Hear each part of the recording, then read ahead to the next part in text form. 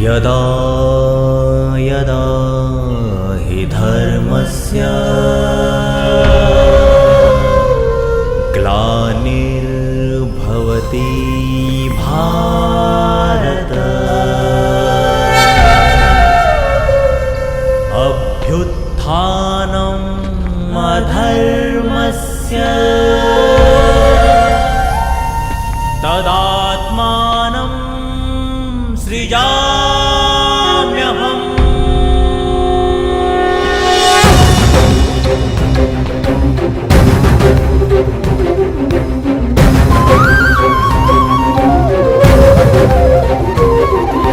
यदा यदा हि धर्मस्य ग्लानिर्भवति भारत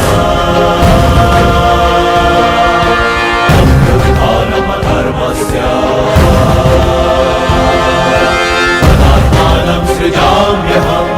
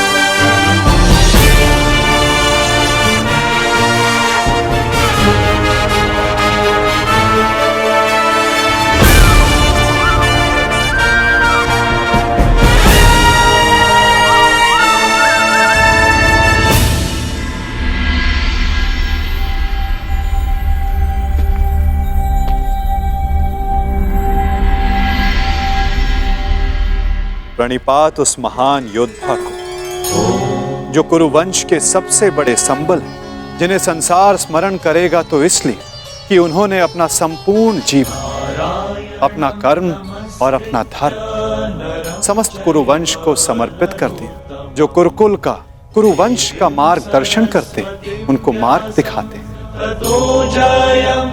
कुरु गौरव महामहिम भीष्म को प्रणिपात।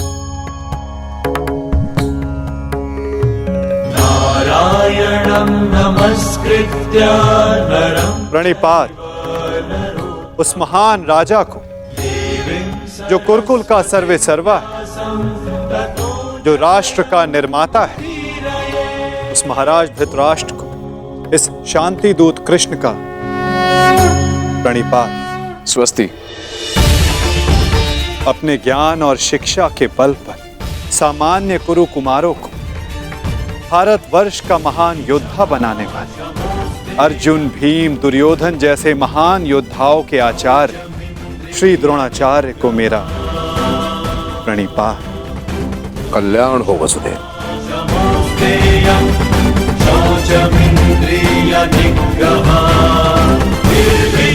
प्रणिपात उस महान हस्ती को जो अपने लक्ष्य संधान में प्रवीण है, जिन्होंने अपनी बहन के पुत्रों के लिए अपना राज्य त्याग किया, जो अपनी तीव्र बुद्धि और नीति से कुरु कुमारों का मार्गदर्शन करते हैं, उस गांधार नरेश को प्रणिपात।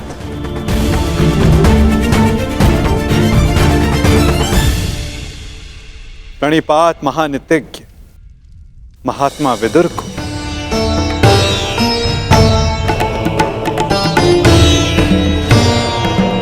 प्रणिपात उन समस्त जनों को जो सभा में उपस्थित हैं, जो शांति के समर्थक हैं। प्रणिपात का अर्थ है अपना शीश झुकाना। हम सब अपनी संतानों को उन सब के समक्ष शीश झुकाना सिखाते हैं जिन्होंने अपने जीवन में महान कार्य किए, परंतु मैं आप सबके समक्ष प्रणिपात इसलिए नहीं कर रहा कि आप सब ने महान कार्य किए। मैं प्रणिपात इसलिए कर रहा हूं कि आप सब अब भी एक महान कार्य को संपन्न करने के लिए सक्षम हैं। वो महान कार्य जो कि एक महायुद्ध है, एक महाविनाश है,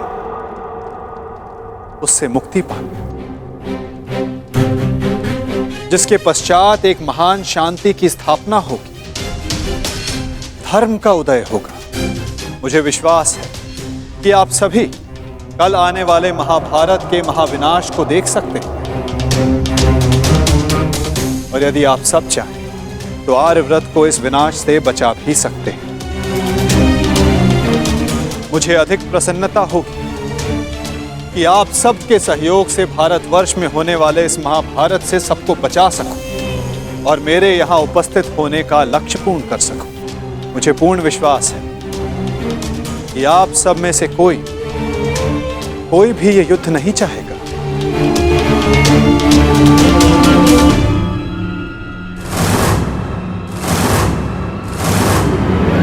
संसार का सबसे बड़ा कष्ट होता है परिवार में आया क्लेश। परिवार का अर्थ है ऐसा समूह जो साथ रहे, जो एक दूसरे के साथ जिए, एक दूसरे का संबल बने।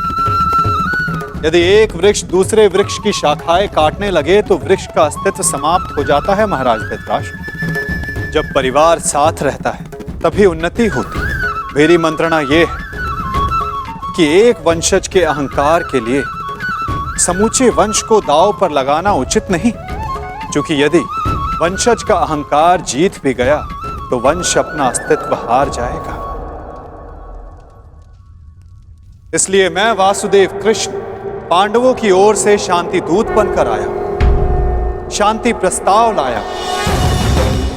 यह युद्ध केवल भाइयों के मध्य का संघर्ष नहीं होगा, बल्कि इस युद्ध में संपूर्ण भारतवर्ष भाग लेगा।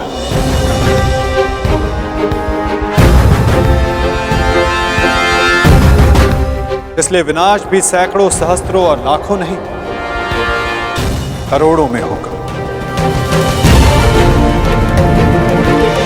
और इसीलिए मैं ये अंतिम प्रयास करने आया, ये प्रस्ताव लाया कि आप सभी इस महाभारत को, इस महायुद्ध को रोकने के लिए मेरी सहायता करें।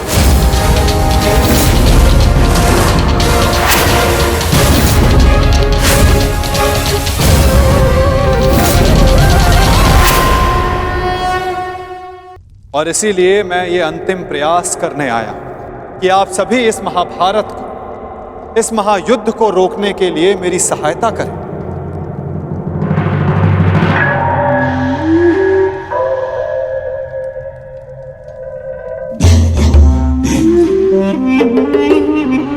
साधु साधु वासुदेव, आप तो सचमुच धन्य हैं। मुझे स्मरण नहीं होता कि कितना समय हो गया ऐसे शांतिपूर्ण वचन सुने हुए। मुझे तो ऐसा प्रतीत होता है वासुदेव कि आपके मुख से शब्द नहीं, फूल झड़ रहे हैं, फूल। मैं अभिभूत हो गया वासुदेव। और सच कहूं वासुदेव, मैं भी आपसे सहमत हूं।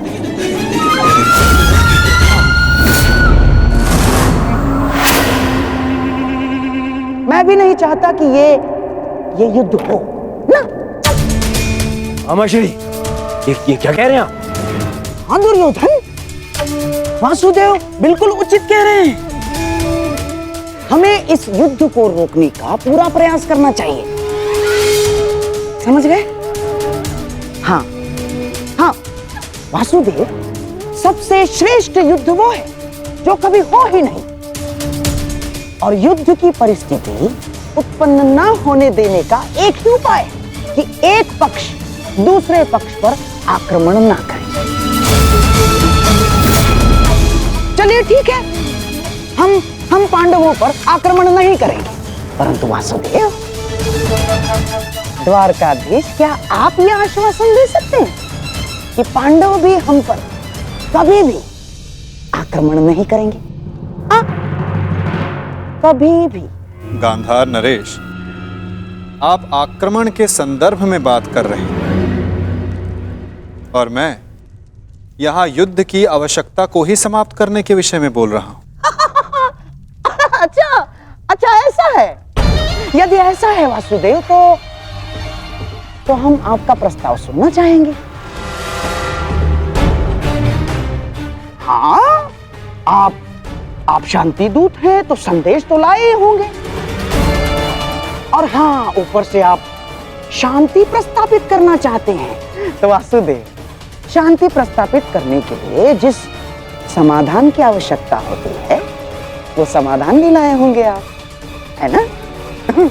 बताइए, क्या है इसका समाधान? प्रत्येक युद्ध की नींव में अन्याय छिपा होता है गांधार राज, और अन्याय का केवल एक ही समाधान है, और वो समाधान है न्याय।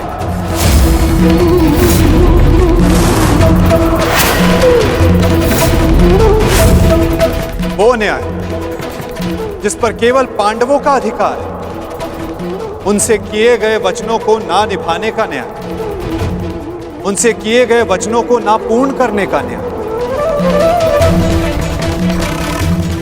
इस भरी सभा में जो अधर्म हुआ, जो अन्याय हुआ, उसके प्रति न्याय। महाराज धृतराष्ट्र, मैं यहां पांडवों की ओर से उनके साथ जो अन्याय हुआ, उसका न्याय मांगने आया। कैसा अन्याय वासुदेव? वो अन्याय जो एक धर्म सभा में एक अधर्म द्यूत माध्यम से हुआ था। वो अन्याय जो कुरुकुल के ज्येष्ठ जनों के समक्ष कुलवधू पांचाली के साथ हुआ। यदि उस अन्याय का त्राण हो तो इस महायुद्ध को रोका जा सकता है।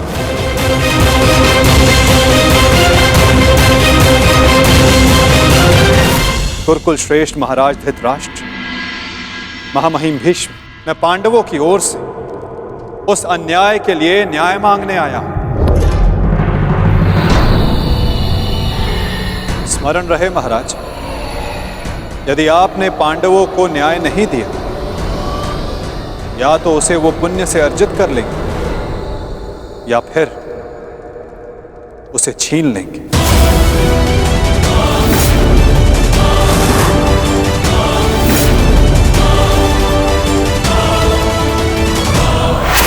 अब निर्णय आपका है।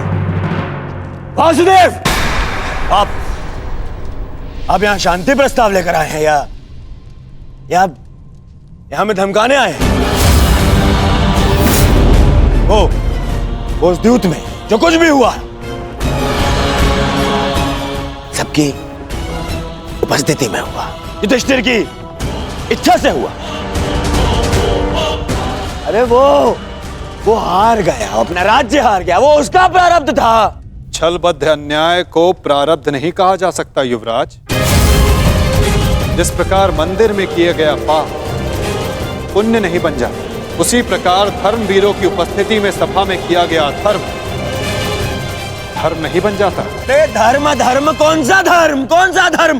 कोई धर्म नहीं हुआ। नारी नारायणी होती है युवराज, और भरी सभा में एक नारी का, एक कुलवधू का वस्त्र हरण अधर्म नहीं?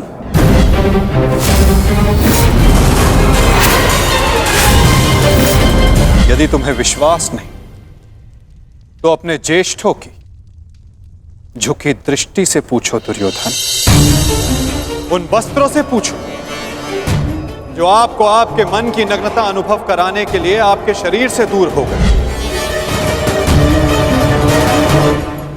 उन प्रतिज्ञाओं से पूछो जो पांडवों ने अपने भ्राताओं के विनाश के लिए मांगी। मैं प्रतिज्ञा लेता हूँ और यही जंगल तोड़कर तुम्हारा प्राण ले लूंगा दुर्योधन। उस श्राप से पूछो जो द्रौपदी ने समस्त कुरुकुल को दी। इस सभा में उपस्थित वो हर व्यक्ति जिसने मौन रहकर ये अधर्म होते हुए देखा, उन्हें उनके मौन रहने का दंड मिलेगा। श्राप है ये अग्निसुता द्रौपदी का। परंतु यदि आप सब चाहें तो पांडव अपनी प्रतिज्ञा को त्याग देंगे।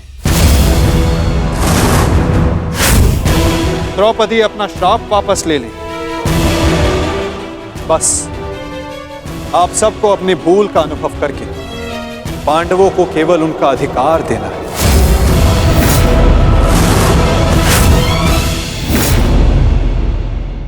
आप सबको अपनी भूल का अनुभव करके पांडवों को केवल उनका अधिकार देना है। ये कैसा न्याय है वासुदेव? संधि और शांति वार्ता में बराबर की बात होती है। एक ओर से बंधन और शर्तें नहीं लादी जाती। न्याय की मांग ना बंधन है ना शर्त है महाराज, केवल एक निवेदन है। यदि ऐसा है तो मेरा निर्णय यह है कि दुर्योधन, मौन रहो। निर्णय लेना महाराज के हाथ में है, तुम्हारे नहीं। तुम शांत रहो। राजा होने के नाते मेरा कर्तव्य है कि मैं सबकी बातें सुनूं ताछरी, अपने मंत्रणाकारों का सम्मान करूं। दुर्योधन युवराज है, हस्तिनापुर का भवी महाराज है, इसलिए इस संदर्भ में मैं अपने पुत्र और हस्तिनापुर के युवराज दुर्योधन को अपना निर्णय प्रस्तुत करने की अनुमति देता हूं।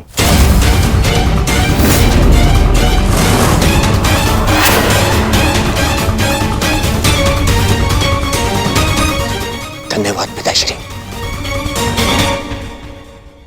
हाँ तो सुनिए वासुदेव, ऐसा है कि उस द्यूत में पांडव स्वयं अपना अधिकार हार बैठे थे।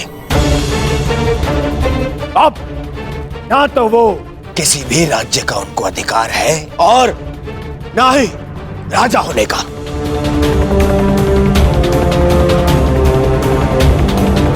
इसीलिए मैं दुर्योधन ये घोषणा करता हूं कि हस्तिनापुर आपका ये शांति प्रस्ताव ठुकराता है।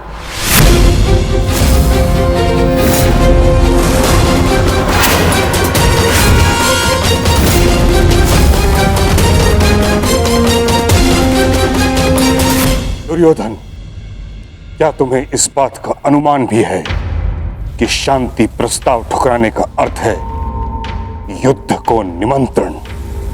अपने निर्णय पर पुनः विचार कर लो। बात बात पर विचार करना बंद कीजिए पितामह। बात बात पर विचार कायर करते हैं।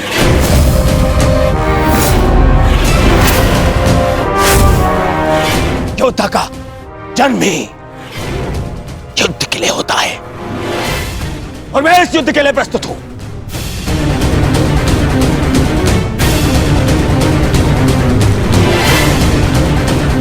मेरी दृष्टि में उन पांडवों को कुछ भी देने का प्रश्न ही नहीं उठता। बस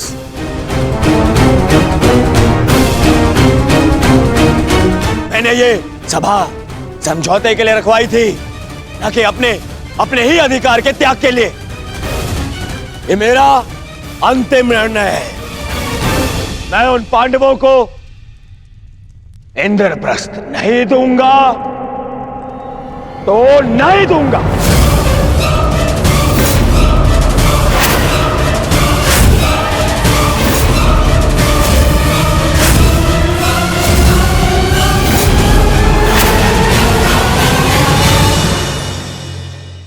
ये मेरा अंतिम निर्णय है। मैं उन पांडवों को इंद्रप्रस्थ नहीं दूंगा तो नहीं दूंगा।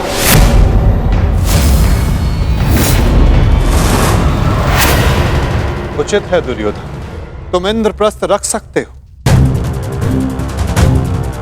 उसकी सेना भी रख लो, अस्त्र शस्त्र रख लो, लाखों गाय अश्व, उसकी प्रजा भी रख लो, कोटि कोटि धन संपत्ति, जो कुछ भी पांडवों ने अपने परिश्रम से अर्जित किया था वो सब रख लो दुर्योधन। परंतु इस अन्याय के प्रतिकार स्वरूप केवल एक कार्य कर दो। प्रतीक के रूप पांचों पांडवों को 5 गांव दे दो। क्षमा क्षमोस्तेय इतना तो दे ही सकते हो दुर्योधन। पांचों पांडव वहां सुख से निवास करेंगे और कुछ नहीं चाहेंगे। इस युद्ध को टालने के लिए केवल 5 गांव देना स्वीकार है तुम्हें?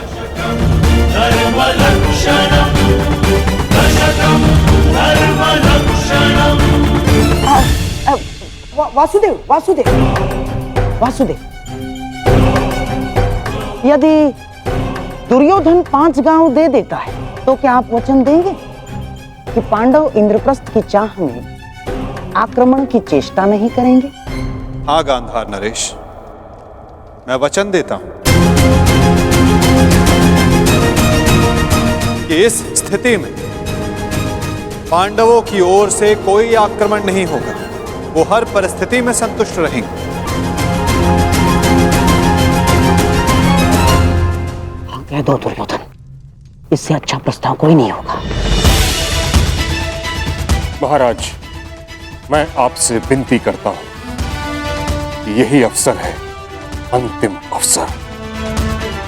आप इस प्रस्ताव को स्वीकार करके इसको यहीं रोक दीजिए। ताक्षी का कहना उचित है पुत्र, हाँ कर दो, इसी में सबका हित है। मित्र, मैंने सदा इस युद्ध का पक्ष लिया है। मैंने सदा अर्जुन से अपना अधूरा द्वंद्व पूर्ण करना चाहा। मैं अपना अधूरा द्वंद्व कभी और पूर्ण कर लूंगा। इस समय पूरे भारतवर्ष को महाविनाश से बचाने की आवश्यकता है। हाँ कह दो मित्र।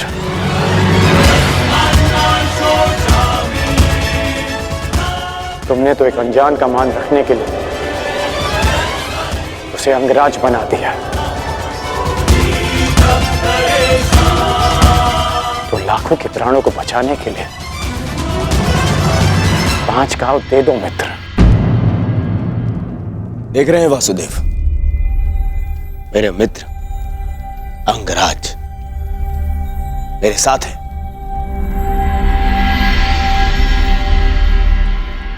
और आपको तो अच्छे से ज्ञात है कि कर्ण को अंगराज मैंने बनाया। उसे वो दिया है मैंने जो पांडव नहीं दे पाए। ना पांडव, ना पितामह। और ये मेरा वचन है, यदि मेरा मित्र मुझसे प्राण भी मांगेगा तो वो भी मैं प्रसन्नता से दे दूंगा।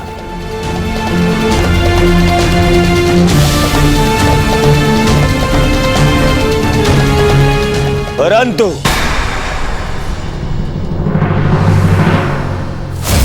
ऐसा सोचना भी मत कि मैं उन पांडवों को कुछ भी देने वाला हूं।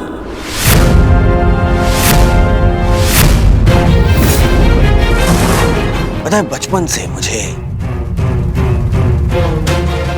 यही आभास कराया गया है कि मेरा किसी भी वस्तु में कोई अधिकार नहीं, ना अपने पिता के राज्य पर, ना सिंहासन पर। जो भी मिले या तो दे दो या उन पांडवों के साथ में बांट लो। और तुम अधिकार की बात करते हो वासुदेव, तो बताओ मुझे, मेरा अधिकार उन पांडवों ने मुझे कब दिया? कब? गुरु का प्रेम, महामहिम का वात्सल्य किसी को मिला तो वो उन पांडवों को, मुझे नहीं। मेरे पिता के राजा होने पर, युवराज पद पर किसी का अधिकार था तो वो मेरा था, परंतु मुझे नहीं मिला। वो मिला उस युधिष्ठिर को। दुर्योधन की बात तर्कसम्मत है वासुदेव। युवराज राजा का पुत्र ही बनता है और यही नीति है आप तो कभी वास्तविक राजा थे ही नहीं महाराज। आप तो आज भी हस्तिनापुर के केवल कार्यकारी नरेश। आपका राज्य अभिषेक भी नहीं हुआ। और रही बात नीति की, तो कुल वधू का वस्त्र हरण, उसका अपमान कहां की नीति है? पांडवों का पक्ष लेना बंद करो ग्वाले। मैंने उस द्रौपदी को धर्म पूर्वक द्यूत में जीतकर उसे अपनी दासी बनाया। उसका वस्त्र हरण करना मेरा अधिकार था, क्योंकि जो दासी अपने स्वामी की आज्ञा का पालन ना करे वो दंड की अधिकारिणी होती है। नारी केवल सम्मान की अधिकारिणी है दुर्योधन।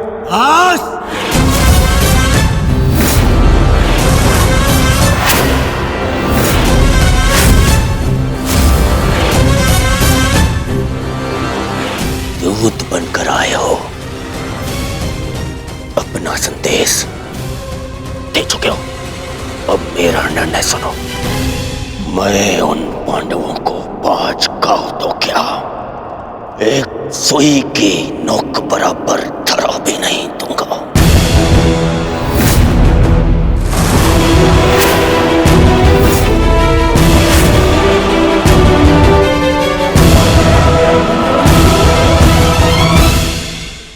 मैंने तुम्हारा संदेश भली भांति समझ लिया है युवराज। अब वही होगा जो तुम चाहते हो दुर्योधन। अब महाविनाश होगा, महायुद्ध होगा, महाभारत होगा।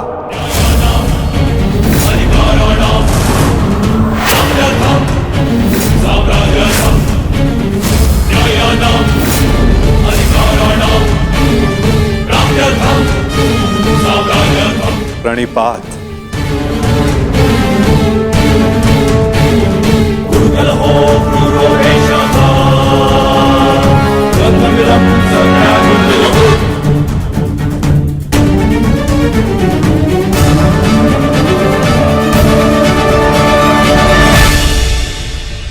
रुकिए केशव।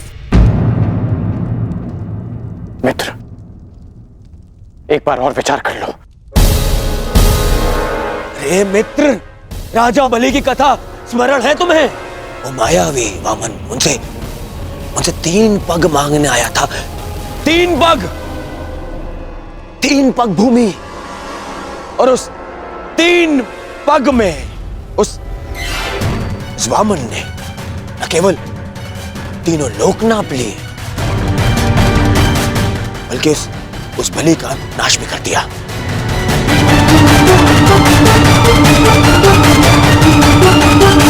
अरे इस छलिया को 5 गांव दे दूंगा तो यह हस्तिनापुर का अस्तित्व ही मिटा देगा।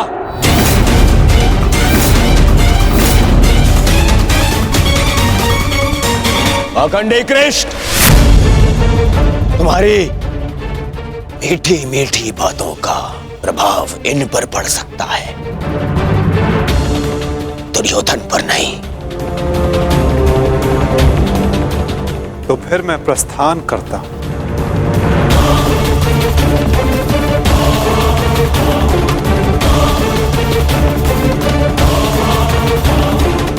रुको दूत।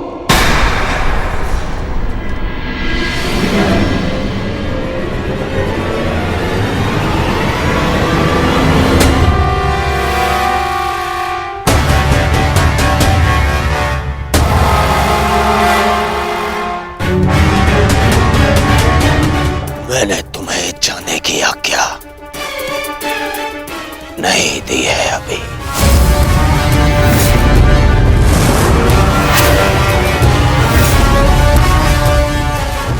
सब तुम्हारी माया से भयभीत हैं कृष्ण। आज मैं अपनी प्रजा और अपनी सेना के मन से तेरा भय मिटा दूंगा कृष्ण।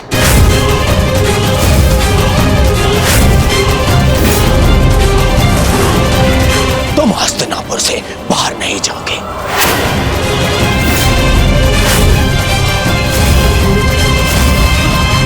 मैं धृतराष्ट्र पुत्र दुर्योधन तुम्हें अभी और इसी क्षण बंदी बनाता हूं वासुदेव।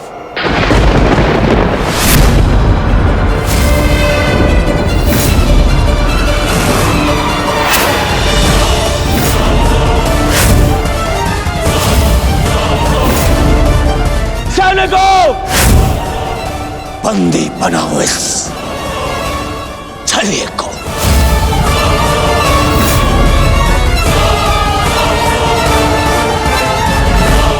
अपने पुत्र को सीमा में रहने का अर्थ सिखाइए महाराज।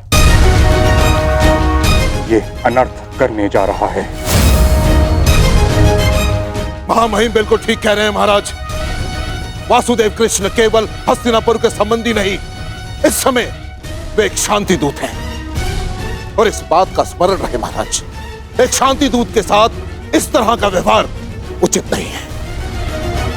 आचार्य ठीक कह रहे हैं पुत्र। ऐसा अनर्थ मत करो। रावण ने भी यही मूर्खता की थी।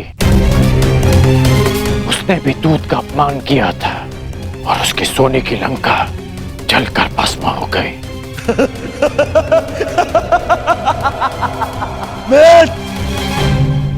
रावण मूर्ख था जो सामान्य रस्सी से हनुमान को बांधने चला था, परंतु मैंने इस विशेष दूत के लिए एक विशेष धातु की श्रृंखला बनवाई है।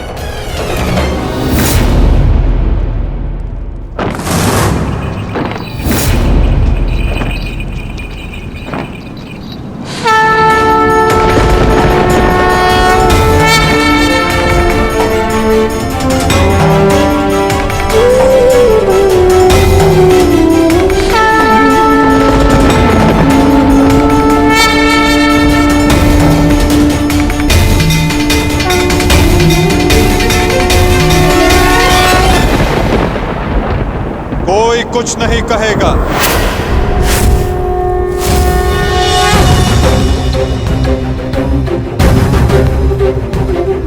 मेरा आप सबसे निवेदन है कि मेरे और दुर्योधन के मध्य में ना आए और साक्षी बने इस क्षण की। इसे भान नहीं कि ये क्या कर रहा है, जिसके जन्म के पश्चात जिसे बंदी गृह की बेड़ियां ना बांध सकी, सैनिकों का पहरा ना रोक पाया, आज तुम उसे बांधने चले हो दुर्योधन।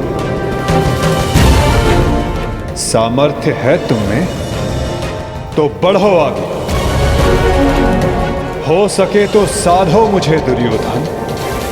अपने इन श्रृंखलाओं में बांधने का प्रयास करो।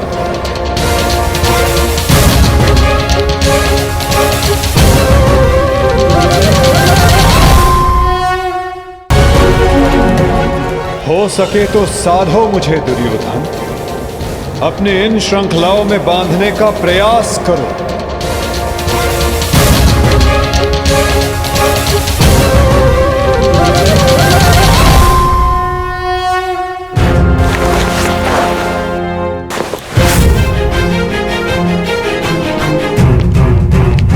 उठो उस तेरे को।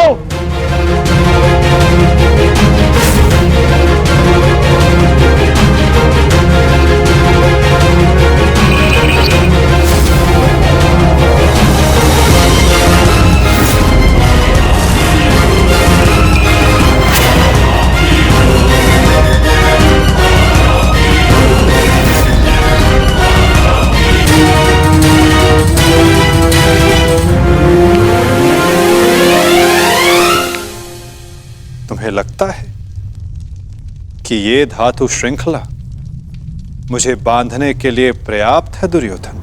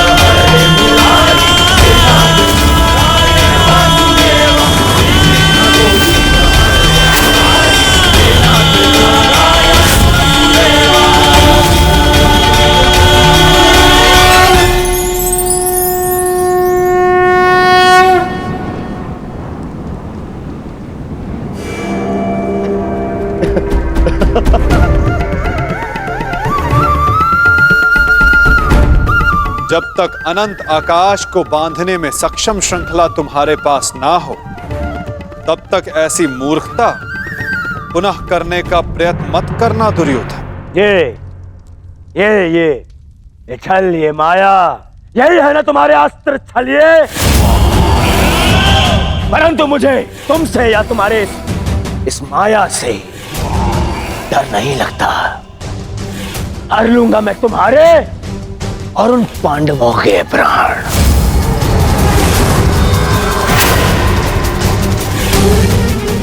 स्मरण रखना कि इस महायुद्ध में अंत करेगा तुम्हारा और उन पांडवों का यह दुर्योधन। जो स्वयं मृत्यु के शिखर से गिरने वाला हो, उसे अपने अंत की चिंता करनी चाहिए मूर्ख दुर्योधन। जिस सत्य को, जिस भविष्य को मैं टालना चाहता था, उसे आज तुमने स्वयं आमंत्रण दे दिया। और सत्य ये कि इस महायुद्ध के अंत में तुम्हारे पापों और तुम्हारे पाप में भागीदार रहे प्रत्येक का अंत होगा ये युद्ध। अंत होगा ये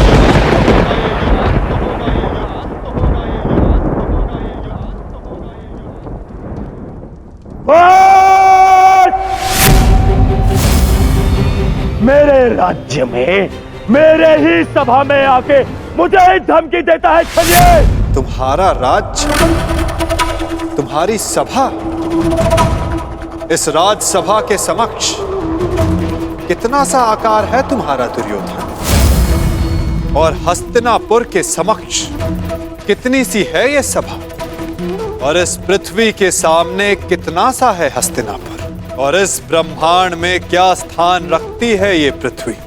यदि मनुष्य का अभिमान और दम उसके आकार से अधिक बड़ा हो जाए, तो वही मनुष्य को स्वयं अपने बोझ से मार डालता है। और तुम्हारे अंत का कारण भी यही अभिमान होगा दुर्योधन, और तुम्हारा अंत भी तुम्हारे इसी अभिमान से होगा दुर्योधन।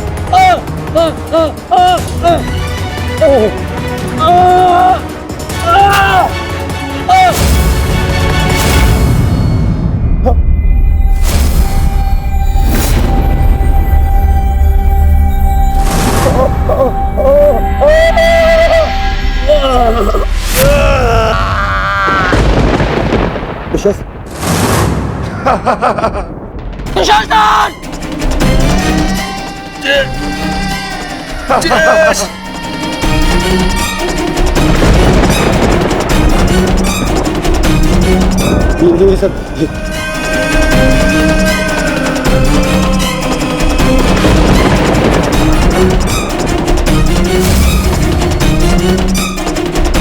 पितामह, मेरे होने वाले श्री क्या होगा है? मैं कहाँ हूँ?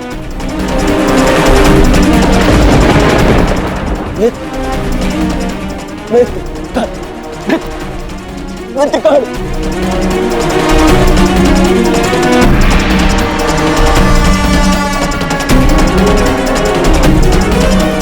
मित्र,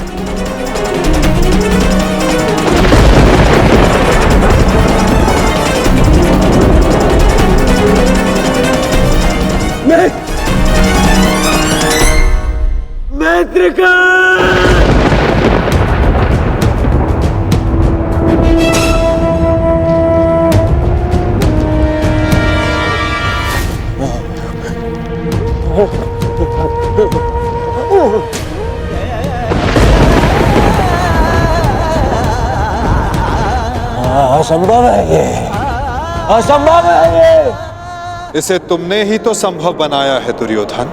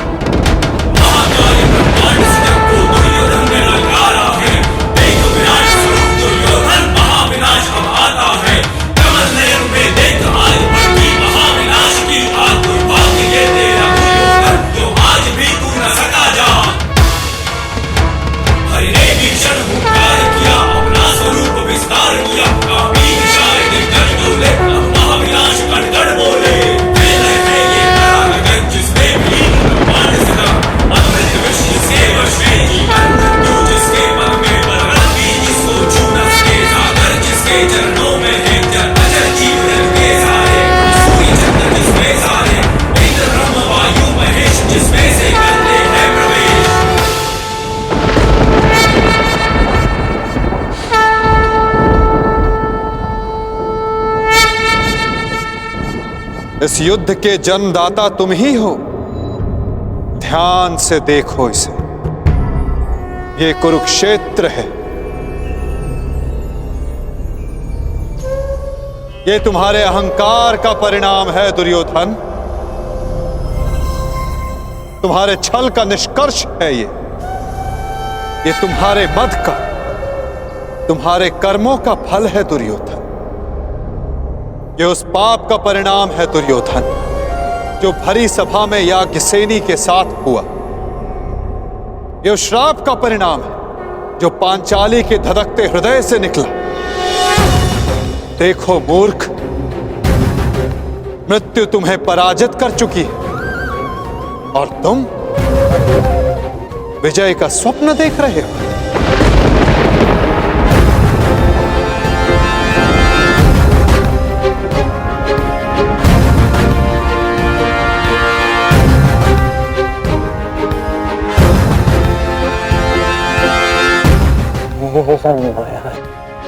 ये सब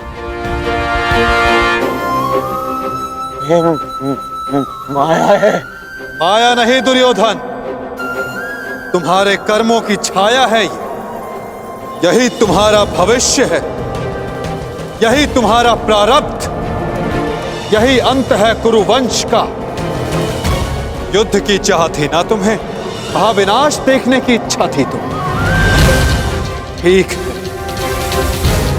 युद्ध मिलेगा तुम्हें, महाविनाश देखोगे तुम। तुमसे पहले भी बहुत अहंकारी आए और उनका भी अंत मैंने इसी प्रकार किया। मनुष्य क्या, मैं तो सौर मंडल का सृजन और विनाश करता हूं। देखना चाहोगे तो देखो।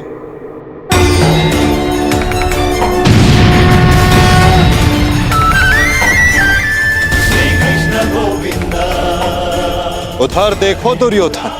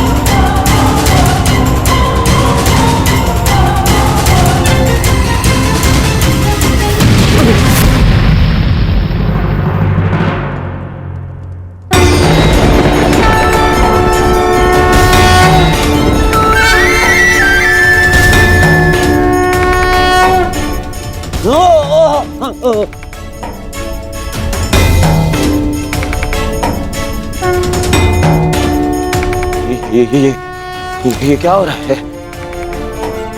नहीं, ये सब मिथ्या है। ये मिथ्या है। ये मिथ्या तुम्हारा अहंकार है दुर्योधन। मिथ्या ये सभा है। सत्य तो वो है जो तुम कभी समझ ही नहीं पाए। वो सत्य जो मैंने अभी तुम्हें दिखाया।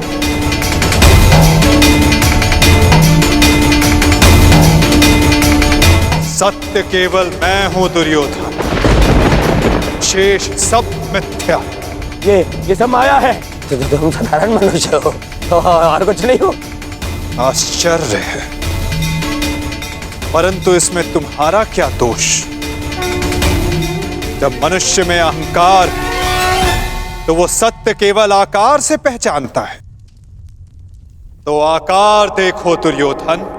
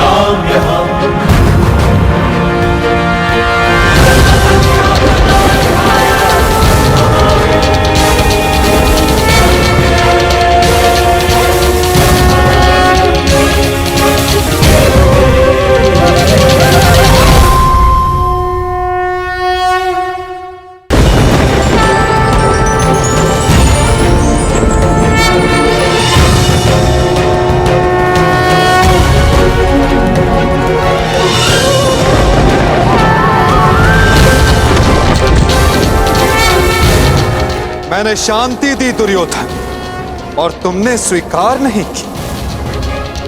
मैंने मैत्री दी परंतु अपने अहंकार के आगे तुम्हें मैत्री का मूल्य समझ नहीं आया।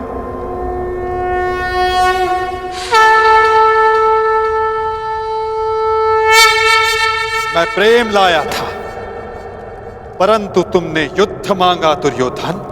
तो सुनो, अब युद्ध होगा।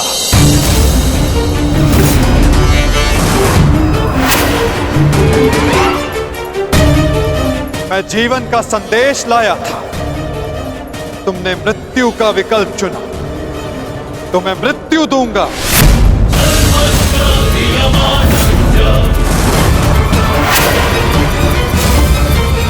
तुम्हें अनुमान नहीं दुर्योधन कि यह युद्ध कितना भयंकर होगा।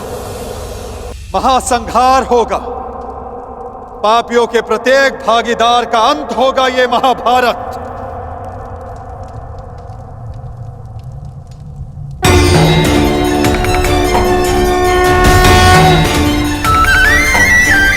श्री कृष्ण गोविंद हरे मुरारी, हे नाथ नारायण वासुदेवा।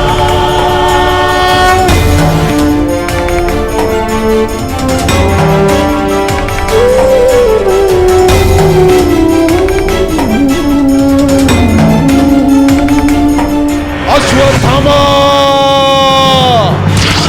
हे नाथ नारायण वासुदेवा, श्री कृष्ण गोविंद हरे मुरारी, हे नाथ नारायण वासुदेवा, श्री कृष्ण गोविंद हरे मुरारी। बाण संधान करो पार्थ, मुक्त करो राजे को।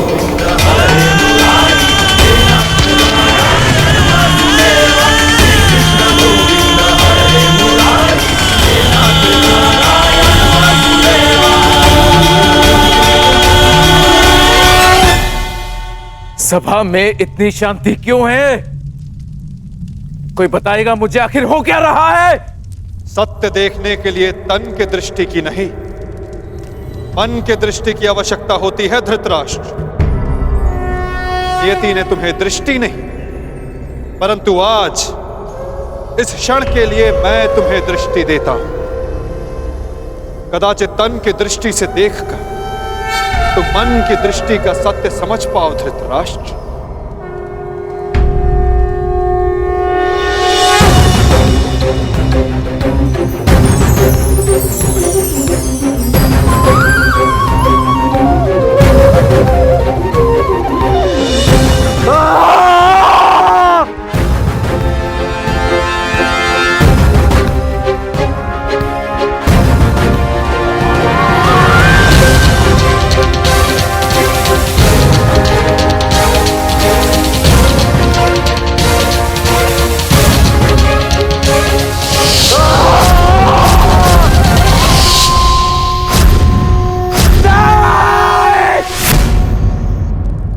नहीं चाहिए ये दृष्टि मुझे, वापस ले लो।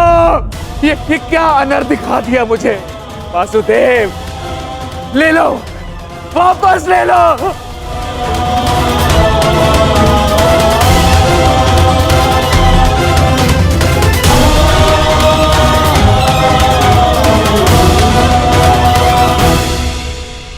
जो सबने देखा वही अंत है और वही नया प्रारंभ, परंतु ये आप सबको स्मरण तब होगा जब ये वास्तविक में आप सबके साथ घटित होगा।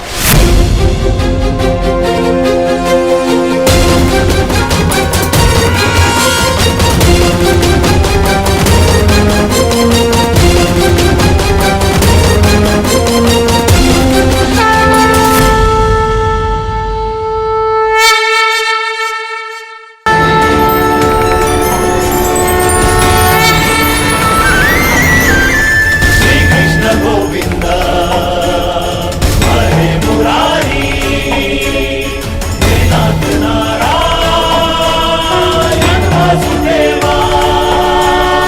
श्री कृष्ण गोविंद हरे मुरारी, हे नाथ नारायण वासुदेवा। मैं वासुदेव इस महायुद्ध, इस महाभारत की घोषणा करता हूं।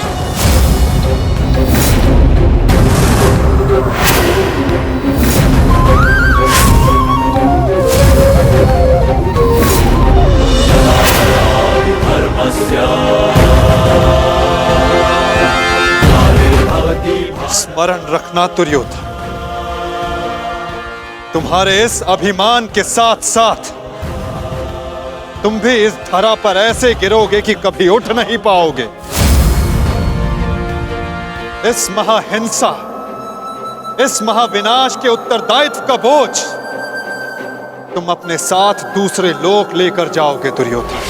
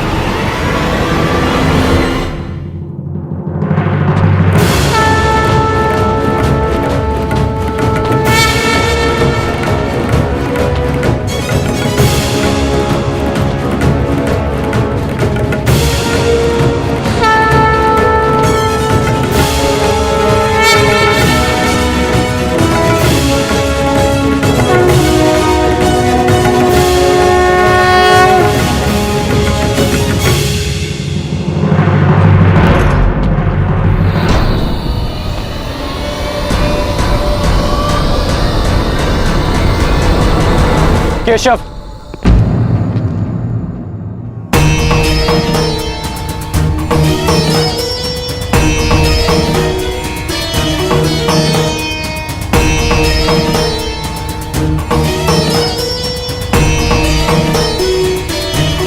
मुझे सदा से भान था कि आप साधारण मनुष्य नहीं हैं।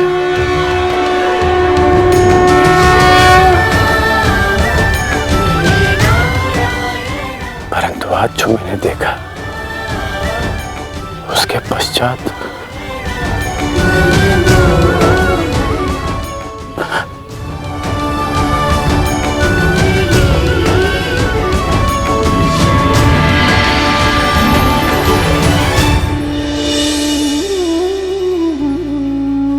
मेरे साथ आओ मित्र। ये स्थान अब वार्ता करने के लिए उचित नहीं रहा। यहां शब्दों का कोई मोल नहीं। यहां शब्द केवल सुने जाते, समझे नहीं जाते। आओ मेरे साथ।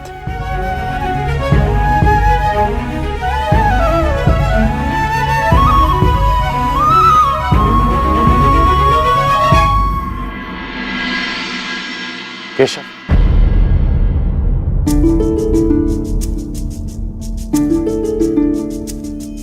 शांति न्याय एक बार आप मेरे सारथी बने थे, आज ये गौरव मुझे दीजिए केशव। बुद्धि कर्म प्रीति में। तुम्हें सारथी के रूप में पाकर गौरवान्वित तो मैं हो जाऊंगा मित्र। कृष्णा कहो या कर्ण कहो, है दोनों एक समान। ठीक है। कृष्णा कहो या कर्ण कहो, है दोनों एक समान।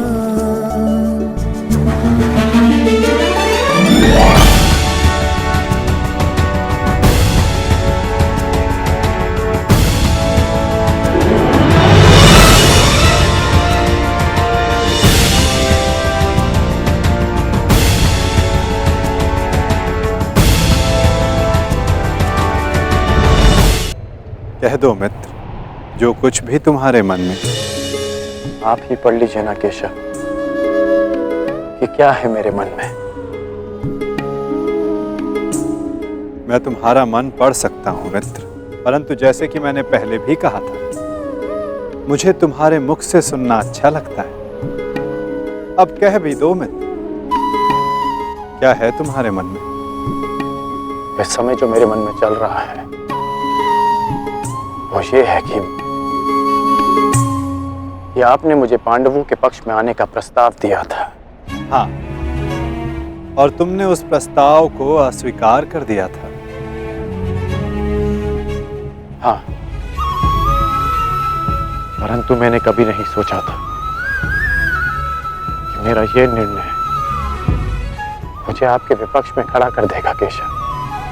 आपको तो युद्ध का परिणाम पता है ना केशव। किसी अनहोनी के होने से पहले उसका ज्ञात हो जाना, क्या वो आपको पीड़ा नहीं देता केशव? मनुष्य संतोष से इसलिए जीता है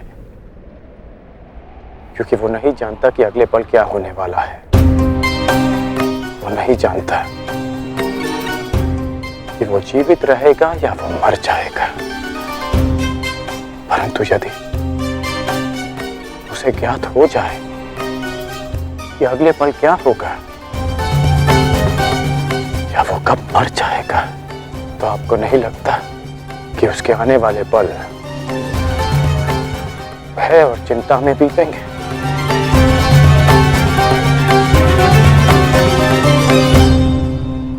ये सोच पर निर्भर करता है अंगराज। यदि मनुष्य को अपना अंत ज्ञात हो तो हर वो क्षण जिसे हम व्यर्थ करते हैं, उन क्षणों को जिया भी जा सकता है। इस नदी को देख रहे हो, इस बहती नदी को पता है कि अंततः इसे सागर में जाकर मिल जाना। अधिक ज्ञान पीड़ादायी नहीं होता मित्र। अधिक ज्ञान उचित निर्णय लेने में सहायता करता है। यदि तुम्हें भी भूत और भविष्य का कुछ अधिक ज्ञान होता तो कदाचित तुम भी अधिक न्यायपूर्वक निर्णय कर पाते। आपका मंतव्य यही है ना कि पांडव उचित हैं और दुर्योधन अनुचित?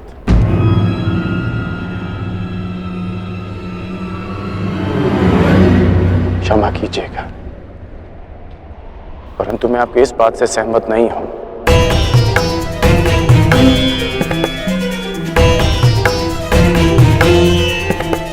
मुझे लगता है केशव कि दोनों अपने अपने स्थान पर दोषी हैं।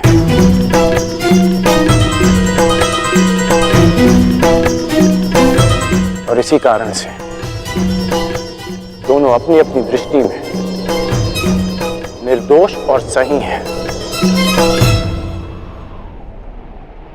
यदि दोनों ही दोषी तो तुम निष्पक्ष क्यों नहीं हो जाते मित्र? क्योंकि मुझे लगता है कि दुर्योधन युधिष्ठिर से कहीं अधिक सक्षम शासक सिद्ध होगा। इतने अधर्म करने के पश्चात भी? हाँ,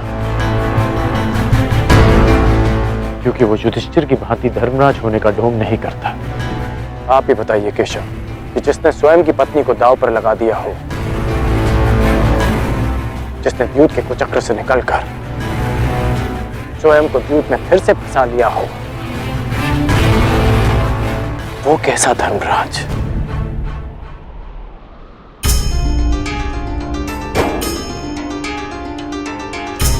युधिष्ठिर की असमर्थता के कारण। राजकुमार युधिष्ठिर, मेरे शौंड की रक्षा कर लीजिए। मेरा अनुज क्यों मृत्यु की भेंट चढ़ गया?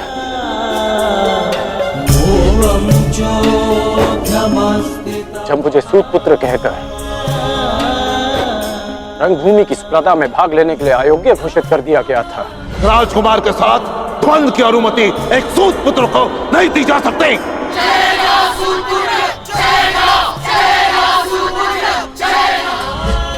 तब भी धर्मराज का धर्म मौन था।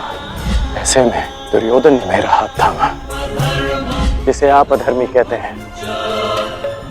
आज मैं अंगराज हूं, परिवर्तन के लिए खड़ा हूं,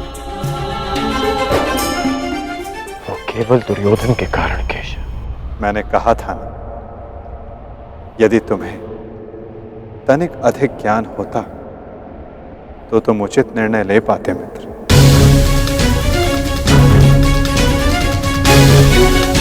मैं समझा नहीं। तुम सदा स्वयं को सूत पुत्र समझते आए होकर, और यदि तुम्हारा ये ज्ञान मिथ्या हुआ तो? मिथ्या? हाँ कर, क्योंकि तुम्हें तो पता ही नहीं कि तुम वास्तव में हो कौन। मुझे ज्ञात है कि मैं कौन हूं, और मुझे गर्व है कि मैं अधिरथ पुत्र कर्ण हूं, राधे पुत्र कर्ण हूं, सूत पुत्र कर्ण हूं।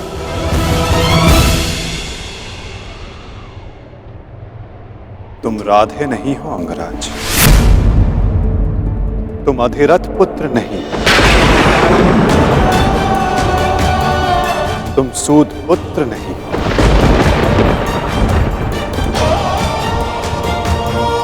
तुमने कभी ये नहीं सोचा कर्ण कि एक सूत पुत्र के शरीर पर दिव्य स्वर्ण से मणित कवच और कुंडल क्यों है?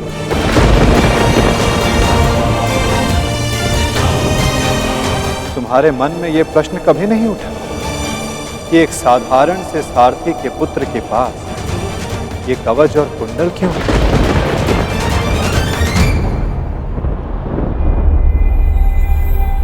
क्या तुम ये सोचकर कभी व्याकुल नहीं होते कर्ण कि तुम शेष से इतने भिन्न क्यों हो? तुम सूर्य पुत्र कर्ण, सूर्य पुत्र कर्ण, सूर्य पुत्र कर्ण, सूर्य पुत्र कर्ण।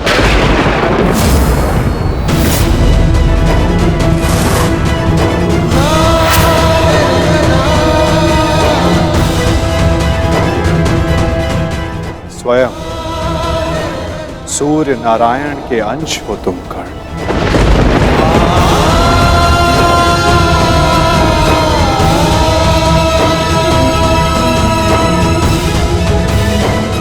यह सत्य है, मेरे पिता अधिरथ हैं, और मेरी माता राधा। सत्य से भागो मत कर, और सत्य यही है कि अधिरथ तुम्हारे पालक पिता हैं। तुम उन्हें गंगा किनारे मिले थे, कभी सोचा नहीं कि क्यों सूर्य का तेज तुम्हारे मुखमंडल पर रहता है? कभी अनुभव नहीं किया मित्र कि क्यों सूर्य का ताप तुम्हारे शरीर पर स्निग्धता का अनुभव कराता है? तब भी समझ नहीं आया तुम्हें जब दिग्विजय करते समय पांचाल युद्ध में क्यों शत्रु पक्ष पर सूर्य देव का ताप बरस रहा था? क्योंकि तुम अधिरथ पुत्र नहीं, तुम सूर्य देव का आशीर्वाद हो कर्ण।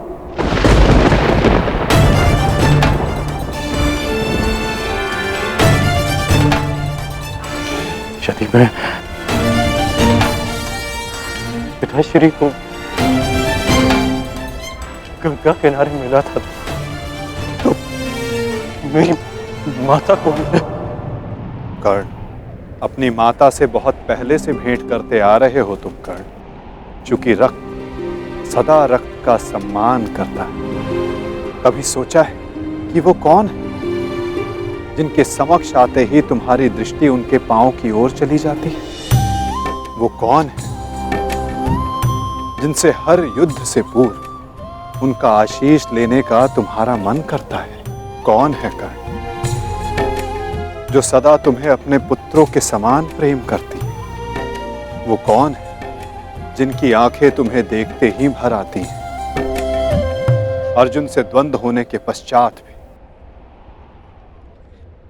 तुमने कभी पांडवों का अहित नहीं चाहा, कभी उनकी रक्षा की, कभी उन्हें चेतावनी दी। क्यों कर्ण? इसलिए नहीं कि तुम न्याय चाहते थे, अपितु इसलिए कि तुम्हारी धमनियों में बहता हुआ रक्त तुम्हें पुकार रहा था। हाँ कर्ण, तुम राधे नहीं कुंती पुत्र हो, पांडवों के ज्येष्ठ हो। हाँ कर्ण,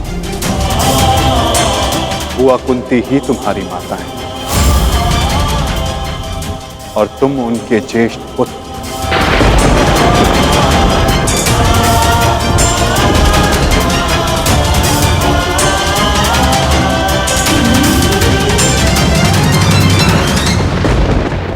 ये सत्य नहीं है।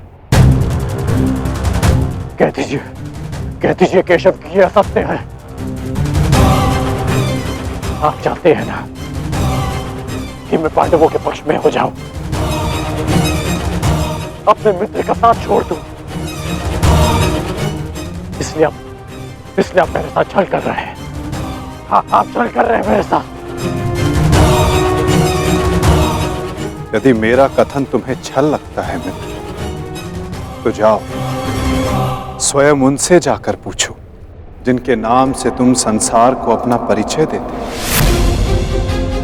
भद्र, अधिरथ और देवी राधा से जाकर पूछ लो।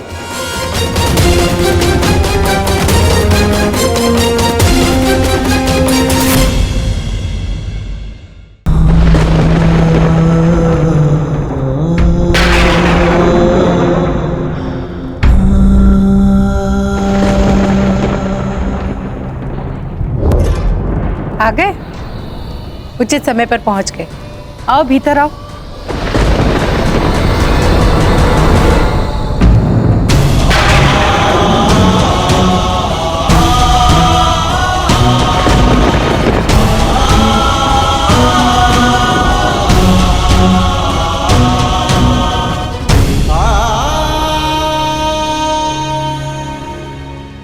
क्या हुआ पुत्र?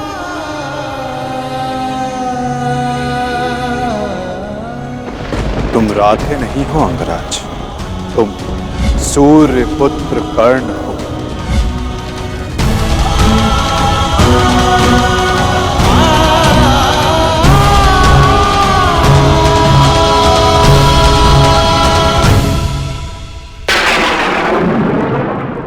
एक बार फिर से पुत्र कहकर पुकारिए ना। पुत्र?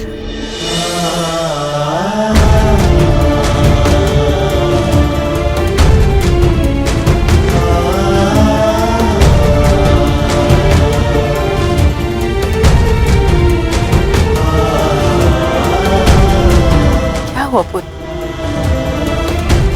तुम इतने व्यथित क्यों हो? क्या हुआ? मैं व्यथित था अपनी हिम्मत। मैं समझ गया कि ये वासुदेव का खेल है। वो मेरे साथ खेल खेल रहे हैं माता। खेल? कैसा खेल? क्या विनोद किया केशव ने? भारी विरोध किया उन्होंने। उनका कहना है कि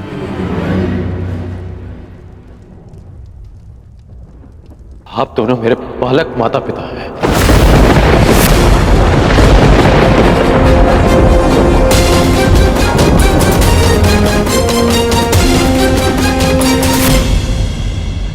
मैं पिताश्री को गंगा तट पर मिला था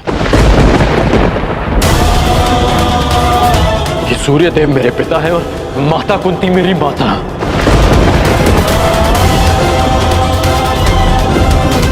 परंतु मुझे विश्वास है कि यह सत्य है।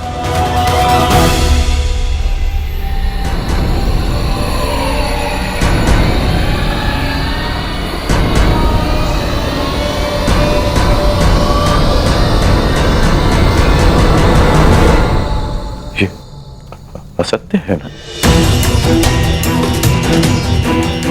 मैं आप ही का पुत्र हूं।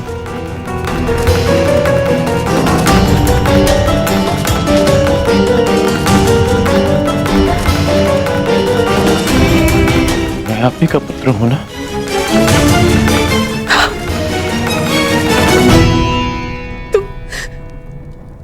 तुम मेरे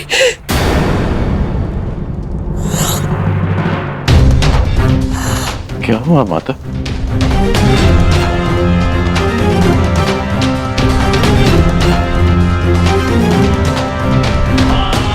क्या हुआ पिताश्री? आप दोनों मौन क्यों हैं? कहिए ना कि आप ही मेरी माता है।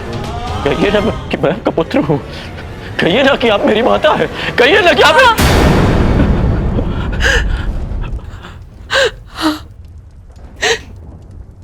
मैं तुम्हारी माता हूं।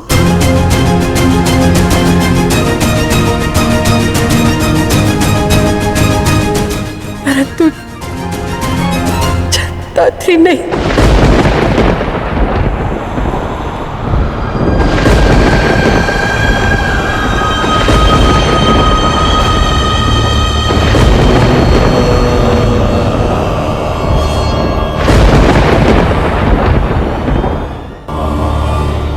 मैंने तुम्हें जन्म नहीं दिया।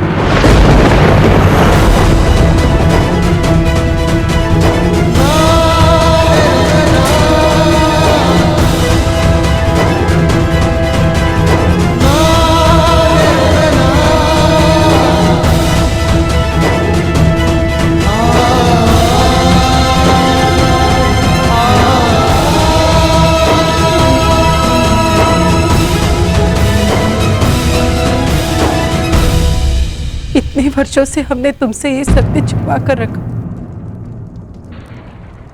कि देवी कुंती तुम्हारी माता है। इसी कारण हम न तुम्हें धनुर्विद्या सीखने देना चाहते थे और न रणभूमि में जाने देना चाहते थे, क्योंकि देवी कुंती तुम्हारी जन्मदात्री है। केशव ने तुमसे कदाचित असत्य नहीं कहा। तुम मेरे पुत्र नहीं।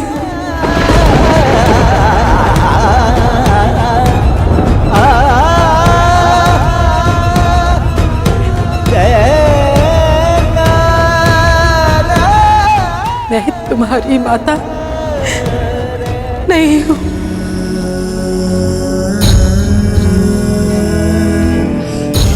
आप असत्य कह रही हैं कि आप मेरी माता नहीं हैं। यदि ऐसा होता तो क्यों बचपन में जब मुझे भूख लगती थी तब आपको स्वयं ज्ञात हो जाता था। जब मुझे निद्रा आती थी तो कौन मुझे अपनी गोद में सुलाता था?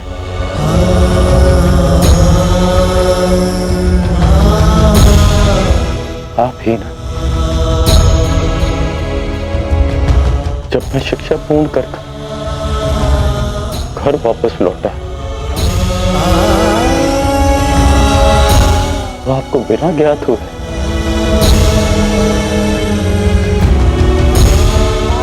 कैसे पता चल गया कि मैं आ गया और आपने अधिक भोजन बनाया?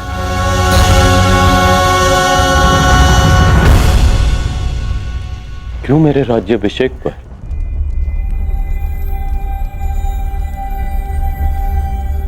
पिताश्री के शपथ देने के पश्चात भी आप मुझे छुप कर देखने आई थी? जब मैं अंग जा रहा था तब क्यों मुझे परिवर्तन का आशीष दिया?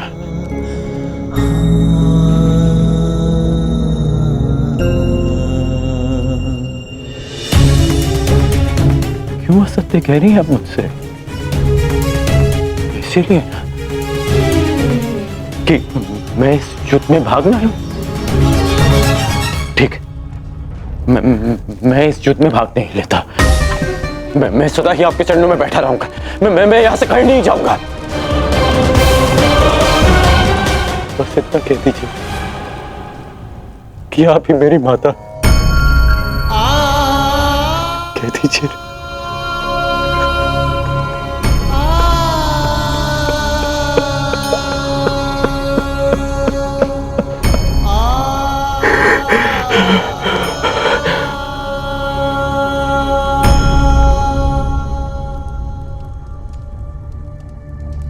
आपके अश्रुओं ने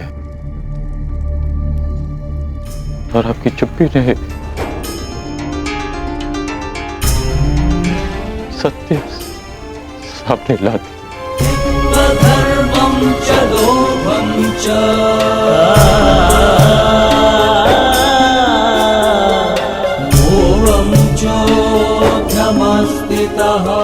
धन्य है आप तो।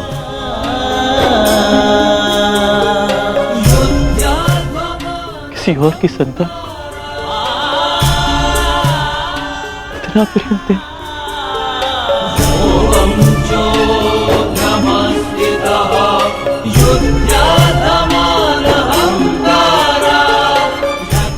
मैं आपका ऋण कभी नहीं उतार पाऊंगा।